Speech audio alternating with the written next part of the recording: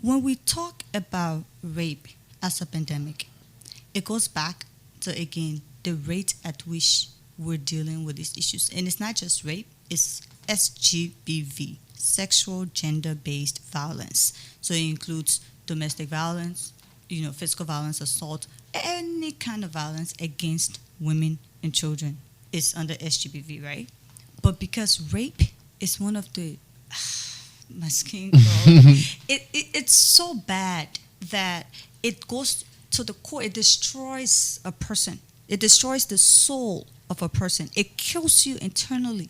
And it's so prevalent that it's almost like every day you get up, there's a story about someone being raped or someone raping. And I always like to put it on the perpetrator. A pastor raped a 13-year-old. A police officer raping a child who went to report attempted rape. So it's almost like, oh, I came to report that somebody almost raped me. You and then you can't let me rape you. Like, it's not funny though. I mean, it's disgusting. You as an officer are supposed to be the one to protect the people, especially someone who comes to you to complain. And then a child comes and says, I almost got raped by this person, because attempted rape is also a crime. And then you say, okay, since you almost got raped and you came to report, let me get you to, it's so disgusting. It's heartless. So when you talk about these things, babies being raped, every single day you wake up, it's gotten to the point where it's becoming normalized. Where it's like people just hear it comes in one ear, it passes out the next, because they know tomorrow morning they're going to wake up to another story about somebody being raped again. And that is why we're in a pandemic. It is too prevalent. It is too common. It's become normalized. It's happening everywhere, and it needs to stop. And he specifically talked about how we can stop it, not just with the structural aspects, not just with, the health systems and the legal systems, because you also have to have your health system to be able to document medically, these issues, because you're needed for evidence in the court. And then you have the legal system, the funding aspect, the prosecutorial aspect, the investigatory aspect of it all. And this strengthening, even with the health system, DNA machines, we don't even have a DNA machine here. So you need to provide support to the health and legal systems, logistical supports, financial support, trainings, all of these things. But then also to the soft aspect. Over 90% of alleged perpetrators are men. And he spoke directly to it. He said, we can stop the scourge like women. How? Stop raping. And part of that message is written over. No, it's not resonating. But part of that is the mentality. If you say stop raping, it's not just saying stop the act. It's a mental thing. If a man feels like he owns a woman's body, he can take it anytime he wants.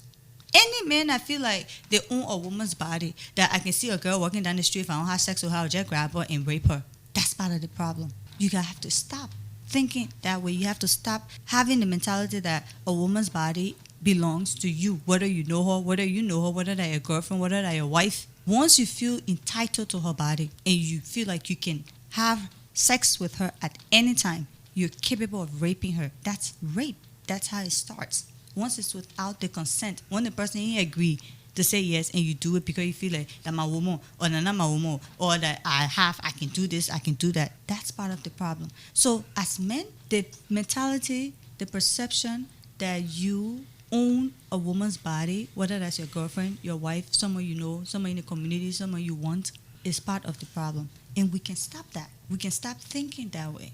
We can stop, raping. Period. What can the government do to stop to get people to that's stop what we thinking? said is the government, and then it's the soft aspects, it's the mentality, which is where the issue of ownership to a woman's body is coming. But all of that stems from what, as feminists, we like to call the patriarchy, the system of male dominance, that men are superior, that men are above women. Once you see someone as inferior to you, the same things we do to our children. The fact that you can spank your child, the fact that you can discipline your child, the fact that you can control your child, is because you believe as the parent you have ownership of the child. You believe as the parent you are superior to the child. You believe the child should listen to you. You believe you should detect what the child does, what the child wears, where the child goes, right? That same mentality, a lot of Liberian men have it about women. They believe they control women. They believe they should determine what a woman wears. They believe they should determine where she goes. They believe that they control women because they take care of women. The same way they believe they control the children because they take care of the children. So part of that mentality is looking at a woman as your equal, as your partner. If someone is a partner, you will not try to control them.